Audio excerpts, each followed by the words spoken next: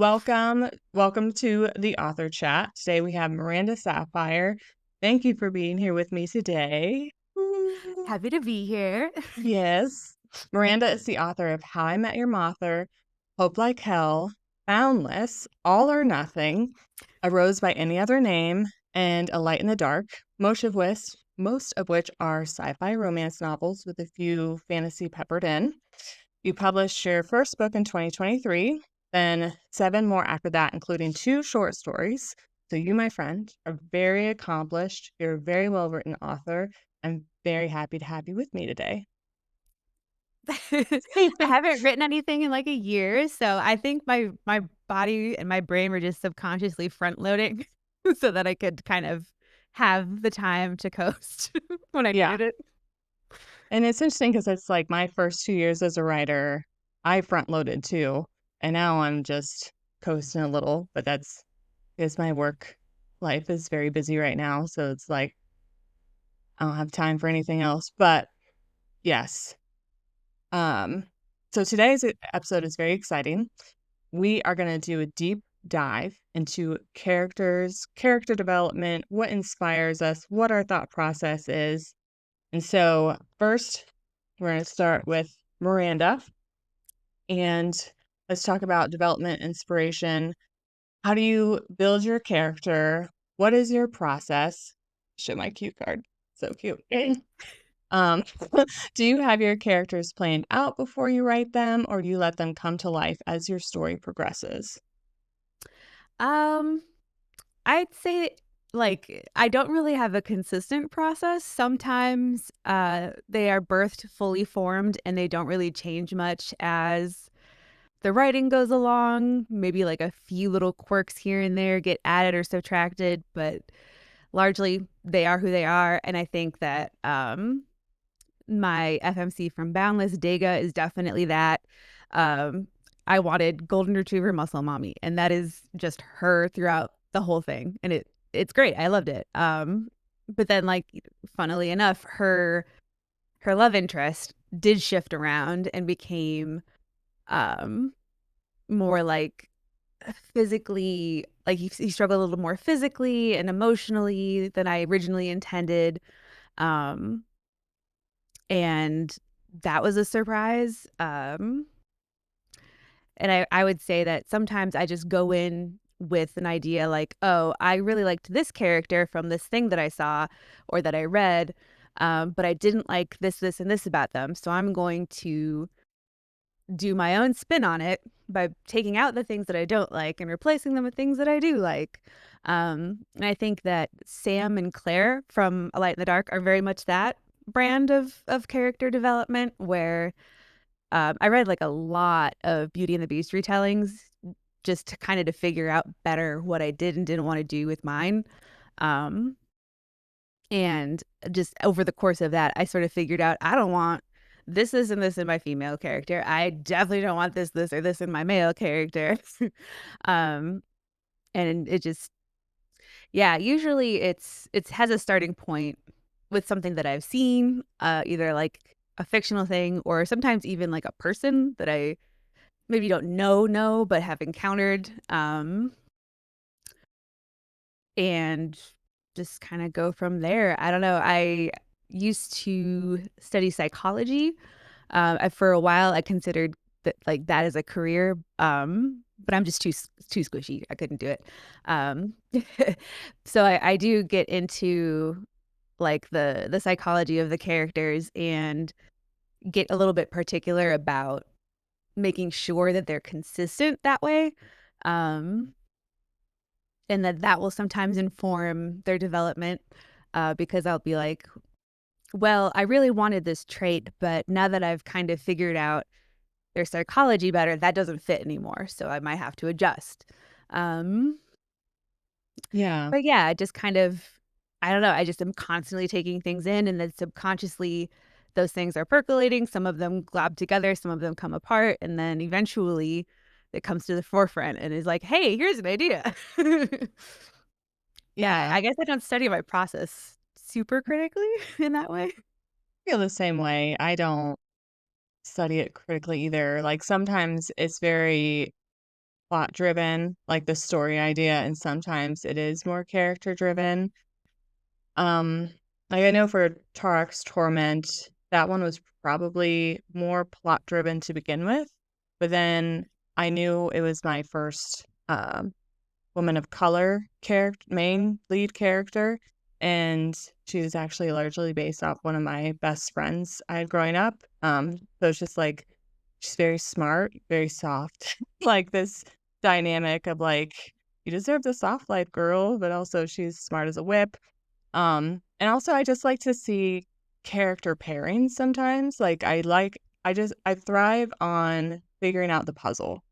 Like, the one I'm doing right now, Raz's Redemption, he is very intense, very closed off, very stubborn, strong-willed, and Beatrice is I went with the classic shy librarian trope, and I feel like in so many movies and books, like, if the guy says to the girl, "I'm not gonna be your mate," or whatever, and she ends up, like, kind of begging him or pleading or whatever, I'm like, "No." Like, she's shy, but she stands on her own 2 feet. Like, she doesn't do all that, and so, like, there's a scene where he's like, "I can't be your mate," and she's like, "Fine, I deserve better." And she tells him to his face, "You're gonna regret this day," and he does. And it's just like, that's what I've, like, wanted to see in characters, and because then you get a good grovel at the end, but, like, she don't need to be begging, like and so they were an interesting puzzle to put together because it's like, how do you do that? And because at first I was like, "Oh, Beatrice should be a really strong-willed person too," and I'm like, "But what if she's not?" And then it's like, it kinda went from there.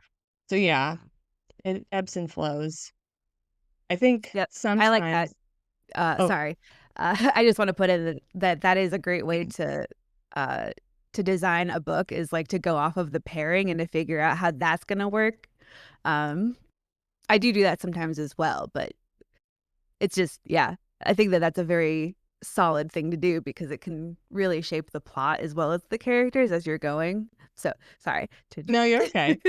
I will say, like, I will have a spreadsheet of characteristics to keep track of everything, to make sure I'm being consistent with characters, and, like, especially with a series, I really like putting certain notes of, like, "Okay, in the first 3 books, this character is gonna be like this," and then he or she will have a background arc that we get to see as readers, and then when they get to their book, this is, like, gonna be what they're dealing with, this is where like, for me in the Shifter series, there's Hay, which she or they are gender fluid, and that we saw that a little bit in book 3 in Kayla's book, and then we're gonna c there was another book where they cut their hair into more of a masculine cut, and, like, I do plan on just having more of this arc behind the scenes for them.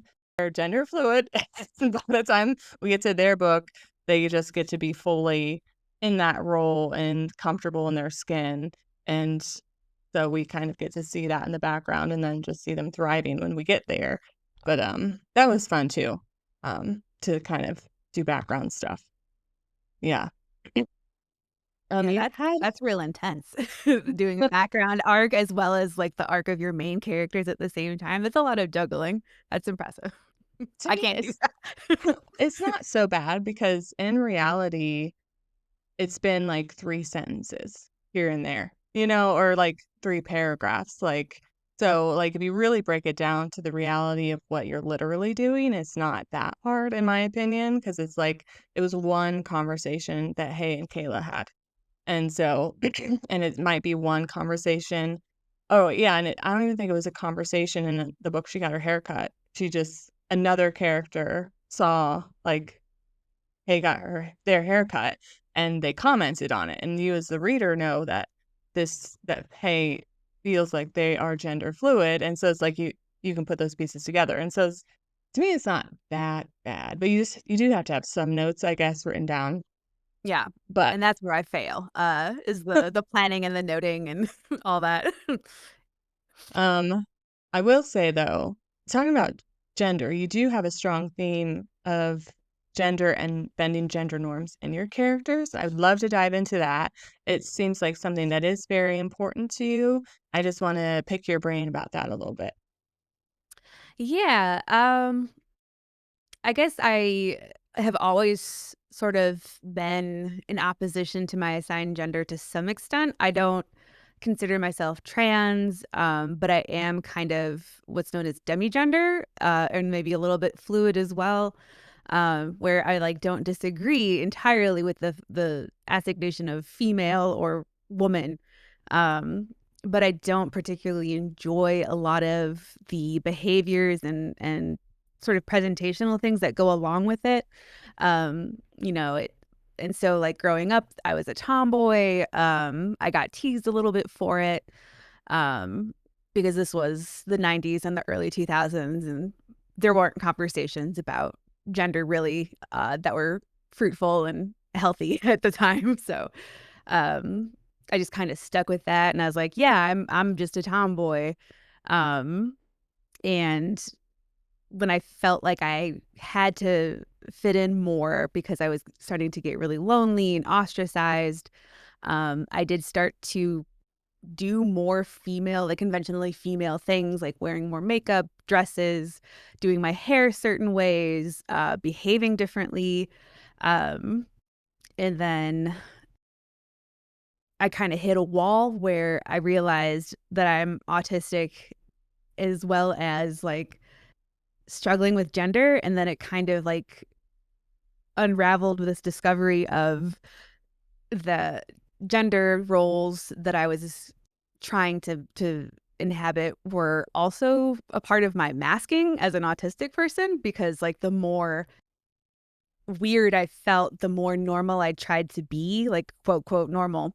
Um and part of that was okay, I was, I'm assigned female. So I need to act as female as I'm expected to.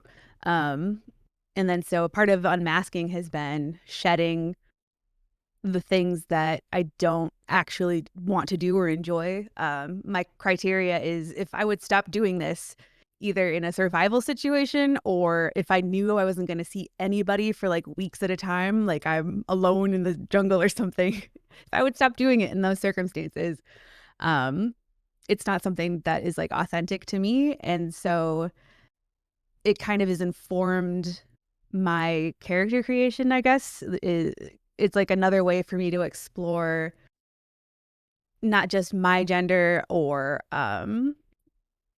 like just gender as a whole, but it's also kind of fun to challenge and just keep challenging the establishment of this over and over again in different ways.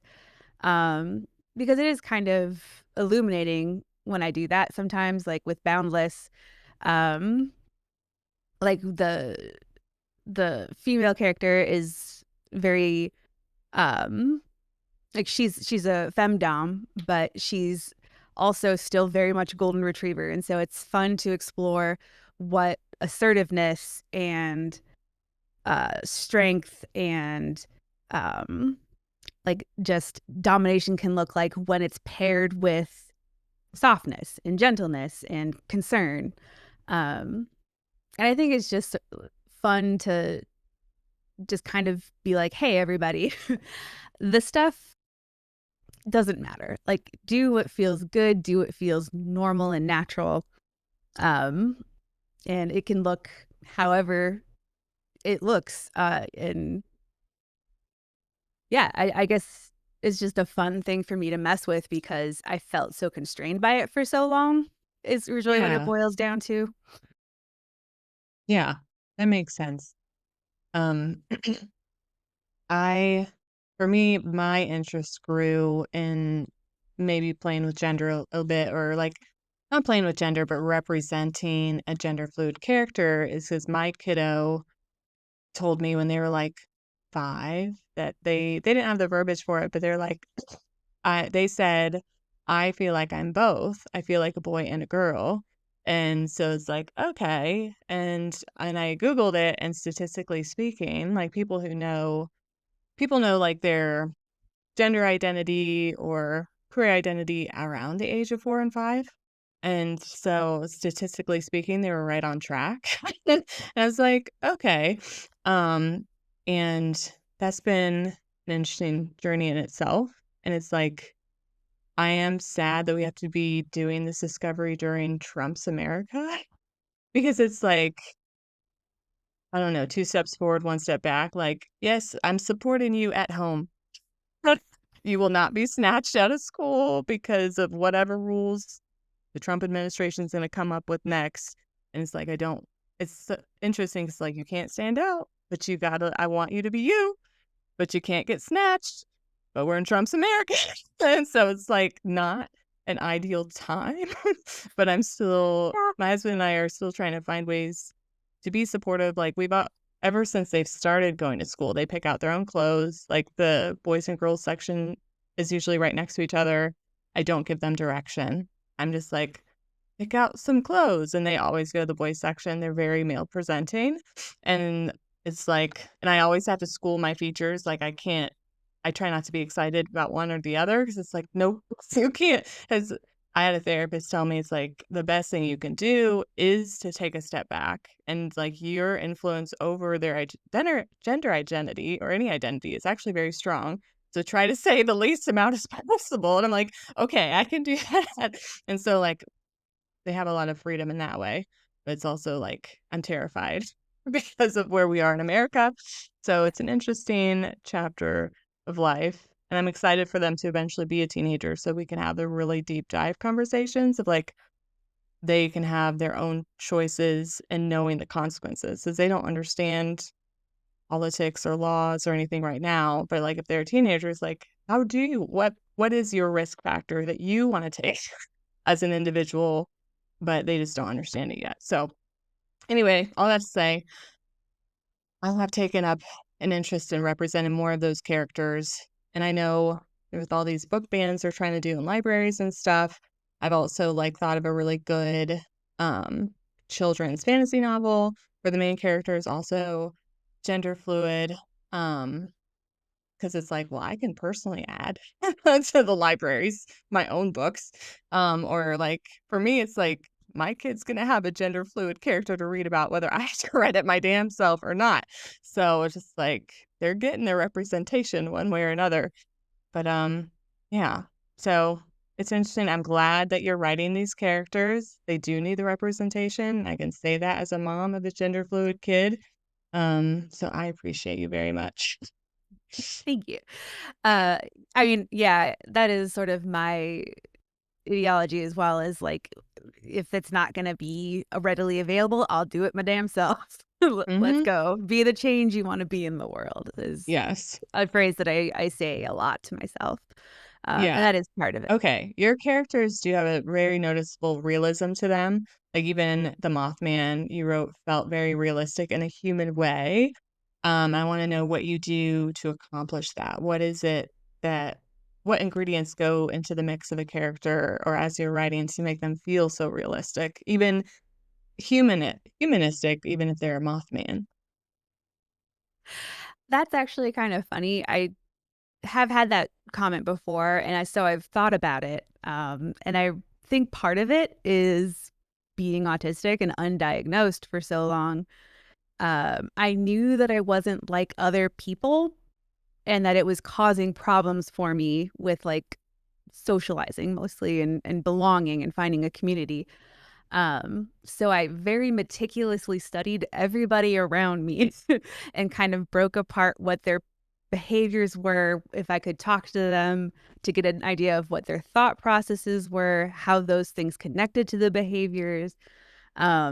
When I studied psychology, that kind of further developed. And so um, I feel like I do have a very good understanding of the different parts that make up a person and that has been very helpful with character creation. And um part of it too, I think, is getting older because when I was a teenager, I still was doing this like people watching, this intense people watching, but I was not producing very three-dimensional characters. Um and I think just meeting more people and talking to more people and seeing more of humanity as an adult has kind of also allowed me to then see what a three-dimensional person might look like. So yeah, I guess it's just kind of hyper fixate on personality and psychology and and you'll Yes. get there. Um, yeah, I guess it has helped too that sometimes I'll base at least some personality traits on real people or um characters that other people have developed that feel very human. So I can kind of piggyback off of that and then just kind of make it my own. Um, like I accidentally have written several characters to be autistic, but the only overtly autistic person is Ava in Hope Like Hell, and her daughter as well. But uh, yeah, I like read through my stuff like again, and I'm like, oh, oopsies, they're accidentally autistic a little bit. But it's because yeah, their brain is going to work the way that I think all brains work, which is how my brain works. And Yeah. yeah, I guess that's just studying people and appreciating, I guess, the wide variety of things that make people people and how they kind of fit together. I mean, psychology to me is a fun puzzle, in a way. Yeah. No, exactly. Yes. I love the puzzle piece, the puzzle element. Um, who would you say was your favorite character to write to date? So far. Um, I'd say probably Dega and Len from Boundless. Okay. Like I can't just do one half of the couple. Like they get written together in my mind. And like I did have fun with all of my characters, but they are like the first time I had a story and characters spring from my brain fully formed, and I didn't wind up having to go back at any point and completely rewrite uh, parts of the book. It just came out like effortlessly. Um, and I think that that allowed me to really get to know them better because I wasn't having to stress about plot so much. So I do struggle with plot. Most of my stuff is character driven because I have a hard time with plot. um, Yeah. and they were just so much fun to write because of their dynamic and um, just all of the goofy stuff that I have happening in there. I let myself be more goofy with that one, even though it looks like it would be more serious because it's like a fantasy romance. It gets pretty goofy. I would even say at times to its detriment, but so far people seem to be into it. So, Yeah. yeah. um, from the cover art, it looks like it's almost like in a gladiator arena. Is that true? That kind of Uh, vibe? it's, I mean, there is sort of like an emotional gladiatorial arena, but I think it's meant to be a chapel. This is like their Oh. it's a marriage of convenience, like a political marriage thing. Huh? So this is like their wedding, which is like the first scene of the book is them getting married. Okay. Um, Maybe and I'll then it just make becomes like the a top of my TBR. yeah, so it's kind of like a tentative friends to lovers kind of a thing because it's like a political marriage to solidify a treaty between their two people who've been at war for a while. Um, and then like it's kind of insta love, but I think in a way that allows me to then have more fun with it, more so than I've seen it used in other books where it's just kind of like an excuse to get to the smut faster. Yeah. There is smut pretty much immediately, but they also like have a very deep bond, and that was also part of what made them so fun was I didn't have to wait for them to get together and be like lovey-dovey. I could just jump right into it because they were like, "Nope, we're going into it right away." Yes. I love that aspect of the marriage of convenience because it's low stakes usually. And I do have a series planned in the future where it's like every character is a marriage of convenience or every book. And so that's gonna be exciting. But, um, that sounds exciting. I definitely have moved that book to the top of my TBR. I would say for me, my favorite character I've written so far is Bowen from Lunar Chaos. Um, I feel like he's got the most flowery and poetic way of speaking as any other character, because he's that Southern gentleman, and I really took on the challenge of I wanted him to sound Southern by word choice and not by twang, I guess, or accent, because 'cause you're not really reading the accent off a page. I do have a avid reader from Kentucky who's like, "Oh my god, I was so nervous about Bowen, but you really knocked it out of the park." And I was like, "Yes." Because, like, I'm from Indiana, which Southern Indiana is the South, but, like, I'm not from Southern Indiana, I'm from Central Indiana. But, yeah, so it's like I'm not fully immersed in that culture, and so when she's like, "No, you did well." I was like, "Good." And he's largely based off of a character from the TV show Justified, Boyd Crowder. Love him, probably my favorite villain of all time. He's, like, very smart. I love a smart, intelligent, smooth criminal. It's like, yes. But yeah, that's who he was based off of, and it's mostly because of the way I was able to make him speak, and he's also a little crazy, which is fun too. But yeah, him and Letitia together, they're just so intense, and he had to have a disarming personality to break through her walls, and, like, everything he did just kind of was, like, a shock factor to her, like, "You're so fucking kind, like, what's your deal?" Like, and he just was not he was like a dog with a bone, he was not gonna let it go, and so, that would probably be my favorite I've done so far. Um what else? Any other topics when diving into writing characters have we not hit on that you would love to chat about? Um,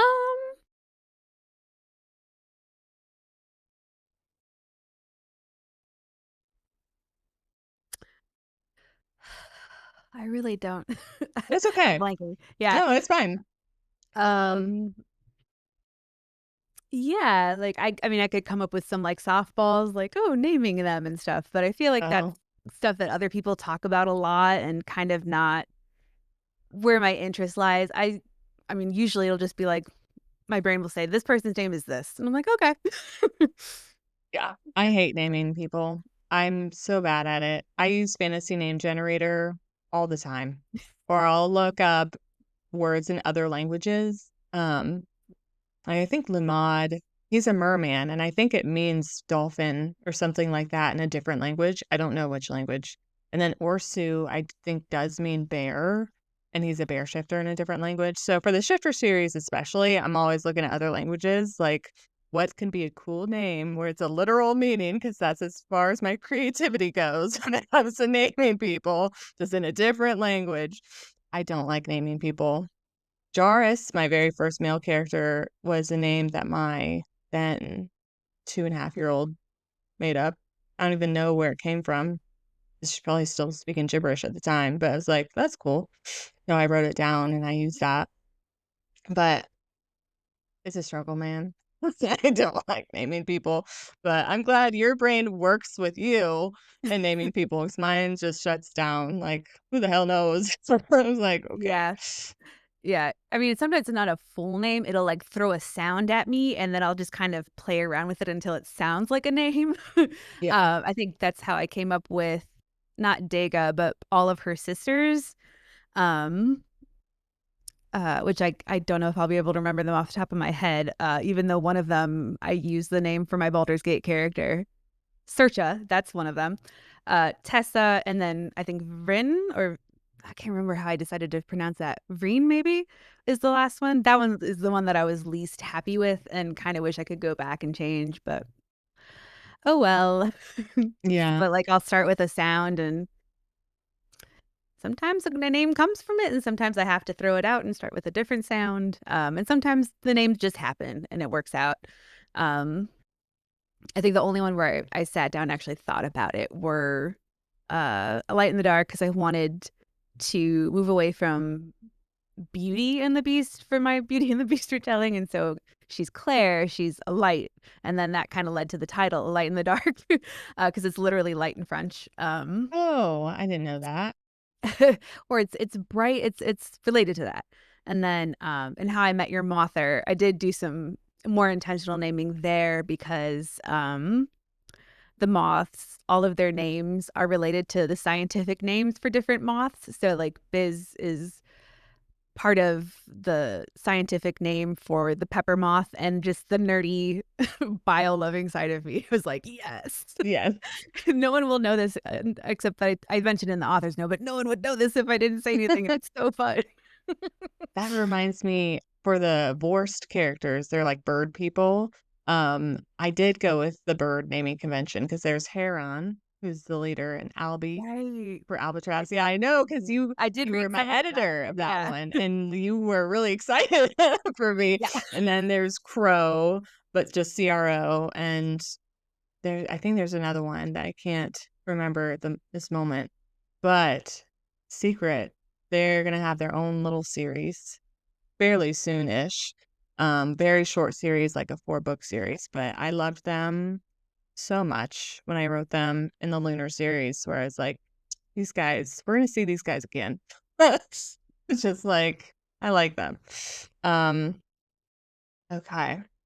So, what are your plans for the future? I know life is very busy right now. You have a new little one, and so I know the future might be like more far in the future, but like, what are your hopes and goals for like the next 3 to 5 years, even? Um, I would think number 1 is getting back into, like, posting and content creation and social media because I really do miss, like, engaging with the community and talking to my readers, like I used to before I got pregnant, because I think that knocked me out to not just having the child in existence, but when they were still growing. Um, and then I also would like to, along that same lines, maybe try attending more cons. I'm doing Book Harvest in Chicago in October, but that's pretty much exclusively because I'm local to them. Yeah. It's not a big, logistical situation where I have to figure out travel and hotels and childcare. I just take the train into the city and there we go. Yeah. Um, and then obviously I need to get writing again. I'm working on a novella right now. That is another fantasy featuring Cinnamon Roll Orc and his witchy mate. Um, Okay. and then I just want to start finishing some of the many series that I've started. Um, None of them are very long as far as I'm aware right now, but I just, because of the ADHD, I get an idea for a new book and then I get excited. And I start a new series because dopamine. Mhm. um, but I really want to finish some of the ones. Like, their stories are in there. They're in my head, and some of them are fairly well formed. I just have to sit down and get to it. Um, and I think that that's, probably the 3 big ones for the next 3 to 5 years. Yeah. I feel like cons are really well, I've never actually attended a book like con before, so it's like that's the first thing I need to do. Like, the Columbus, Ohio Library this past weekend hosted a book festival, and this was my 2nd year attending that just as a reader, not I've never gone to anything as an author, but, I think that's the closest glimpse I've gone into that kind of world, but, I just feel like there's so much prep work to do a con, like having those big posters and just everything, and, like, I get really afraid of commitment and committing to things, but, one day you might see me at a con. And also it's hard to travel, like, my kiddo is older, and I have a lot of travel anxiety, so it's like, I don't wanna leave my house. It's like, I don't wanna go anywhere. So, I feel you there. But, I know for me, I'm currently editing Raz's Redemption, and as luck would have it, Mercury just went retrograde. So this is like an actually really good time to edit stuff. Like I know astrologers are like always say don't start new things during a retrograde, but editing during a retrograde has always been really good for me. Like I've always gotten a really good system going during that time, or like the ideas just flow better in the editing phase if I do it during a Mercury retrograde. And so that's my goal. It's taken me forever because work has been really busy, but I really need to buckle down and just do it. And then after that, I'm going to finish book 3 and the final book of my fantasy series, which is Burning Dawn. Very excited. I'm excited to write it. Like I wrote the first chapter the other day and it went so fast. I was like, because sometimes like you take enough time between writing one book in a series, it's like, oh, am I going to feel rusty? Is it going to flow as well? No, it was flowing so fast. I was like, yes, thank the goddess. And so, oh, and I have something I just did yesterday and I held off on like posting about it because I wanted to show you first. I figured out how to do sprayed edges. I did this myself for Oh Lunar my God. Paradise. Isn't that so cool? That is so cool. Is it like I've seen some videos on Instagram of people doing it, like where they do like stickers. Is that how you got the little cutouts? I used my Cricut and I can post a link below or in the comments the tutorial I followed, but yeah, you kind of line things up. Like I had to measure what the size was. I made that size of a box on Cricut Design Space, and then I put all the little things in there, and then I just set my Cricut to cut out the vinyl, which is stickers, and then I used transfer tape to put it on there really good, and then the lady whose tutorial I followed uses clamps, like actual like hardware clamps. Mm. Um, to make sure the pages stay together. And so and I like her idea to, like, make sure the cover doesn't get spray paint on it. She used, like, paper bags, just old paper bags she had. I was Okay. like, "That's really clever too." And so, yeah, that's what I did, and it was so hot and sunny yesterday, it didn't take any time at all to dry. Um so yeah, and I'm just thinking about like I want to do all the books in the series and like do I do the same design for each book? Do I switch it up? Maybe keep the design, do different colors. I don't know. Oh, and my other goal, my big goal that I'm hopefully about to launch is I want to do book boxes for the first time. Ooh. And that's like part of why I did this. But like I I'm not very good at selling my merch. And I went to that festival this past weekend and I was talking to another indie author. I was like, help me out, girl. Give me some ideas. And she was like, you should do book boxes. And I was like, I hear you. So I ordered some boxes that should come in the mail today, actually. And I have like a bunch of stuff set aside to put together in the box. And then I just have to figure out the pricing, which is going to be the hardest part for me, because it's like all the book boxes I see on Etsy are like $43 and up. And I'm like, I wouldn't spend $43 even if they're worth $43. So it's like that's my dilemma, and I'm gonna have to figure that one out. It's like, how much do I want to put in there and what price do I want to put it at? And I have to ask myself realistically, would I pay for that? And so it's like all of that. But I am desperate to try to sell a single item of merch because I have so much. And it's just sitting in my office. I'm like, I gotta get this stuff to move. So yeah, those are my goals. Those are good. Yeah, yeah, those are really good. I am really bad about merch because, like, I keep getting stuff made and then not posting about it or putting it in my shop even. So, like, Yeah. no one even has a chance to know that it exists, let alone buy it. So I need to get better about that for sure. I feel like there's always, like, a degree of struggle with the merch and the marketing side of it for us, like, as indie authors in general. Most people that I talk to are like, "I don't know how to do this, help." Yeah. Um, but Yeah, that the sprayed edges are very cool, and, that would be a hobby that I would like to get into eventually is not just spraying the edges, but, like, completely rebinding the books. Have you seen people who do that? I have Um, seen some videos, like, on TikTok of bookbinding stuff, and I do think that is pretty cool, yeah. yeah, that would be an expensive one to get into, though. It looks like there's a lot of supplies that go into it that are probably a little bit pricey. You already have the Cricut, so Yeah. maybe less so for you, but I don't have one, even though I want one. Uh, but it just, like, it I would love to be able to do, like, one of a kind special editions of not just books that I love as a reader, but my own books.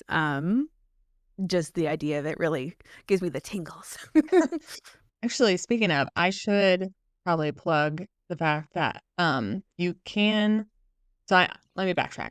IndieReads.org, I have some books on there. The founder, the guy who runs it, his wife is off like, one of the services she offers is to do sprayed edges. I don't know the pricing or anything, but I can, like, connect you there too. I will plug a little bit that there's a huge Stuff Your ebook event going on right now, July 14th through 18th. I'm gonna try to post this within that time frame. And in case you're watching this after July 18th, you should still check out indiereads.org. It's hosted, the site is run by an indie author himself. It's got a really great heart. For example, this event that we're doing right now, um, the people who are offering their books on Indie Reads for free, I think he's like donating $1 or something like that to each book you sell so that the authors aren't losing money. Like, that's That the is kind of really stuff he good. does. Yes. It's incredible, and we've done so well that he had, like, $1,500 or something set aside. I don't remember the number, but he's like, we're out of it." Like, he's like, "You guys have made me $1,500 poor, and I've never been more happy in my life about that." Um, anyway, so if you're wanting to support a book company or bookseller with a heart, I would say definitely look into Indie Reads. And it's brand new, so if there's feedback to give or if there's things that, like, you're looking for in a site, I feel like he's very open to that. Or as a group, like, all the authors are always spitballing different ideas. So and he's spitballing ideas with us. It's just really it's a fun thing to be a part of, and I really hope to see it be successful. So that's my plug for Indie Reads.